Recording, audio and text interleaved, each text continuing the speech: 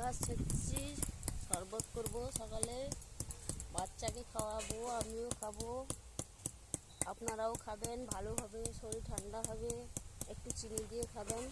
তো কেমন হয়েছেও বলবেন, এটা ঠিক না ভুল তাও বলবেন কমেন্ট করে। আপনারা কেমন আছো? আশা করি ভালো আছো, ভালো থাকবে সবাই, এবং আমার ভিডিওর পাশে থাকবেন, আমার পাশে থাকবেন, সবাই খুশিতে থাকবেন এবং আমিও খুশিতে থাকতে চাই। ওকে,